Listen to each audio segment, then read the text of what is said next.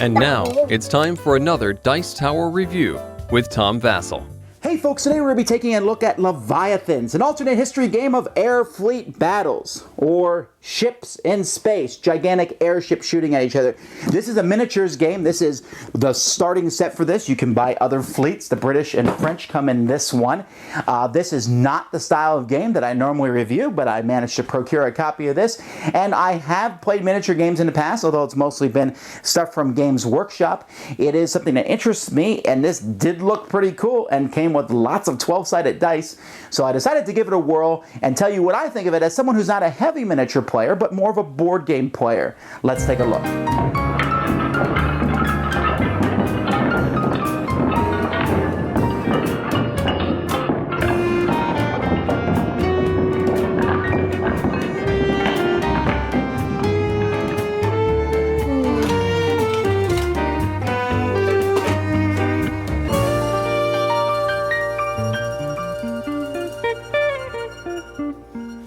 There is a ton of stuff in this box, and I want to make it clear right now that I'm not going to be going over detailed rules of the game, mostly because I did not play with the detailed rules. First I looked at the Kickstarter rules, and then we tried out the standard rules, but there's even more than that. The game, though, comes with such a ton of background. I mean, I can't believe how much information there is in here just about the universe itself. Now, I think that's great. As you all know, I'm a big fan of theme, but this is so much theme that I'm not even sure I'm going to be able to read all of it. It even comes with like these cards, flashcards. You know, hey kids, what ship is this? You should know that by now. With information about each of the ships on the back of it. There's posters, there's maps, there's all sorts of things. Here's a He Who Merits It. It's a story that comes with the game, actually, and a monster in the sky. So, you know, the theme is very strong here. Now, the game comes with these ship models. They're actually, they look like this. They're already painted. I mean, it's not professional painting, but it is, from someone like me, it's better than a big gray blob. And then you can put these on top of the ships that are going to be placed on different bases, and there's extra of these so that you can make the ships higher or lower. I suppose that there's altitude rules in the super advanced version of the rule book. So be it. Now, this game takes place and uses a few 6-sided dice, but for the most part uses 12-sided dice. And this is neat because these 12-sided die are essentially not 12-sided dice. They're essentially different sided die. For example, this green one here is a 1 through 4 die. It's just on a 12-sided die, which is great because rolling a 12-sided die is so much better than rolling a 4-sided die. And this one here is a 7-sided die. It goes from 1 to 7. And then the black one here goes from 1 to 12. That's your typical one. This one here is a 10-sided die, 1 to 10. And then the blue one is a 1 through 6-sided die. And the variations are slightly different, but this is good because for a color coding system, I'm like, oh, I need to roll a green, black, and red die on this. Now, essentially the way the game works is there's going to be two sides, and you're going to have a number of ships on both sides. And these ships are going to move based on their movement, and if they move far or fast enough, they're able to rotate their movement and keep going, and they're trying to get around to shoot at other ships. Essentially, I think this is a naval combat game, even though it is in space. And when you shoot at other ships, when you do things, you're going to be using these ship cards. So let's take a closer look at these ship cards so we can see how the game works. Alright, here is one ship card. This is for the HML Anfield. And this gives us a lot of information about the ship, but don't think it's overwhelming because it really isn't that difficult. Up here you have the ship type. This is a ship type 1, a destroyer, which in my words means it's small. And then down here at the bottom, you see how many movement point you have to move. You see your structural integrity, and then you see how many hexes you have to enter right here before you're able to turn. So it has to go 1 forward before it can turn. And then it shows the different sides of ships. Now, when you're shooting at other ships, you're going to be using these templates to shoot at each other. This takes the 3 different types of ships, your large, medium, and small ships, and shows where the different firing arcs are, because each ship has different weapons on different sides. And if you're in different spots, like for example, if you're here, your bow weapons and your port turrets, because the turrets can swivel, can shoot in those areas. And that's really important, and it makes maneuvering on the board a big deal. when you shoot at someone, you're going to see what weapon you're using.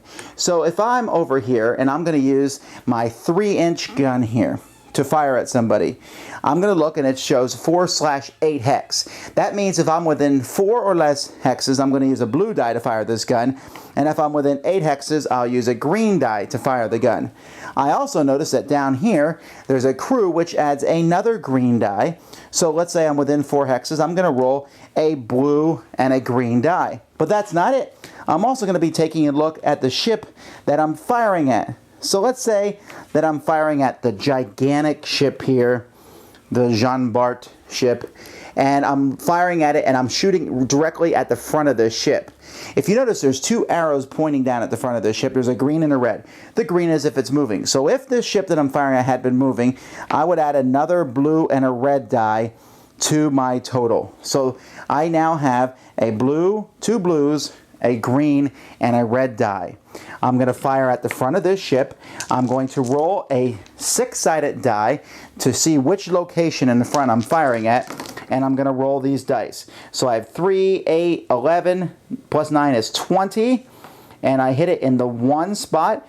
The armor on the 1 spot there is a 13, so I've damaged this armor. Now that armor adds 1, so there's actually plus 1, 2, there's plus 2 armor, so that was actually a 15, but I still rolled high enough to hurt it and destroy it.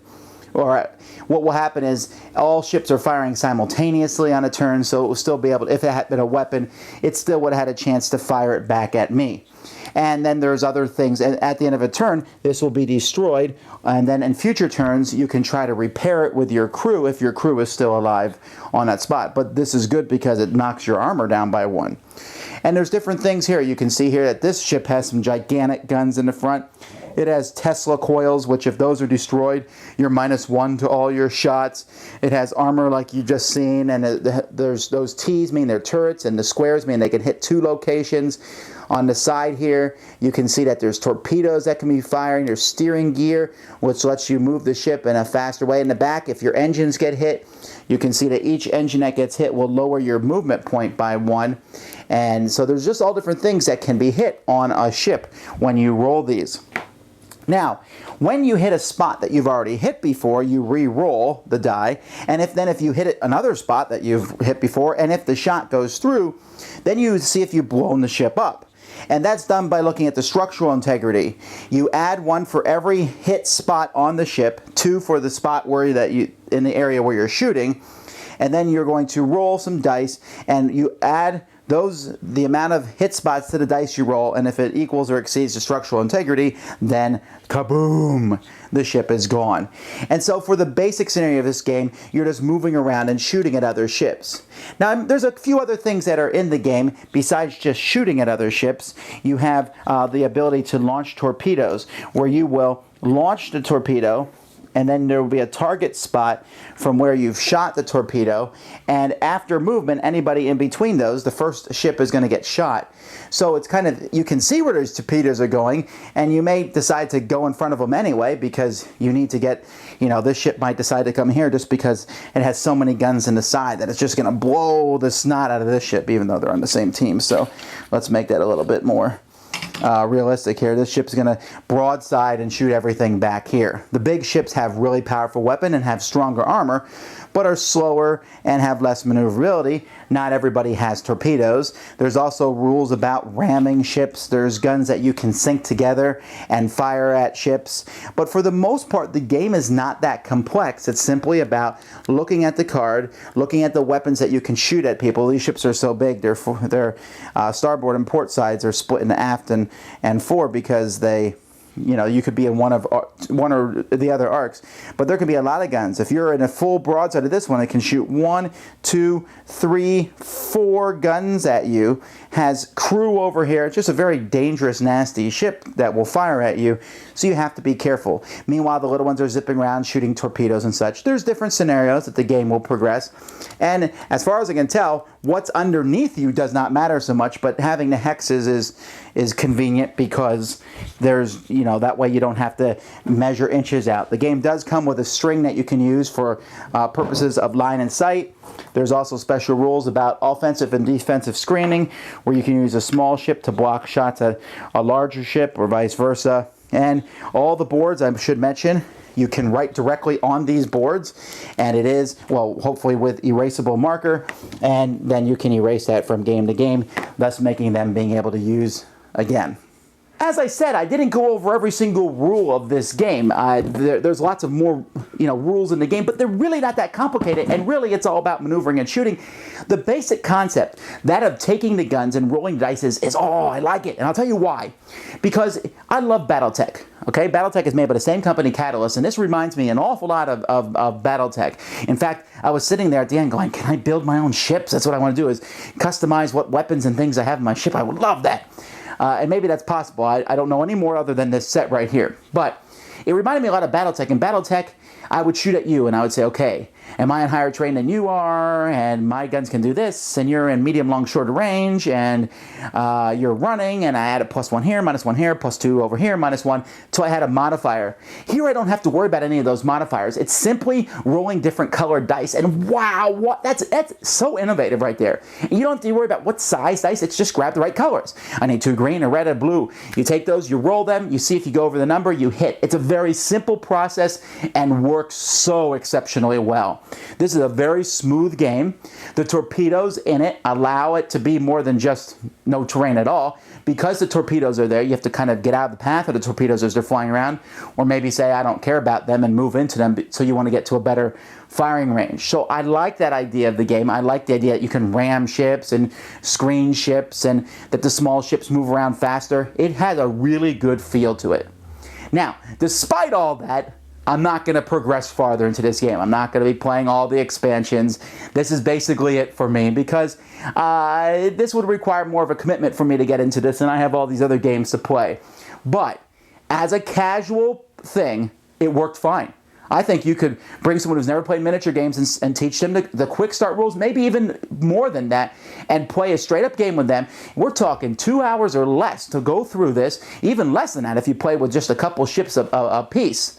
And I mean, I wouldn't mind looking at some of the other ships and seeing what battles I can do, but I'm not going to get into this. I'm not. But pre-painted miniatures, fantastic components. You definitely get your money's worth in this box. There's so much there. Layers and layers and layers of theme. I have to give this one a very big thumbs up. It might not be my style that I want to play all the time, but if I'm playing a miniatures game, this is certainly a very good one. Thanks so much for watching the Dice Tower videos. Find more great videos and reviews, as well as our top-rated audio podcast at Dicetower.com. You can also find other great shows at Dicetowernetwork.com. I'm Eric Summerer, and you've been watching The Dice Tower. The Dice Tower is sponsored by Cool Stuff Inc., where you can find great games for great prices. Cool stuff in stock. Check them out at CoolStuffInc.com. Hey Tom, the door, go shut it.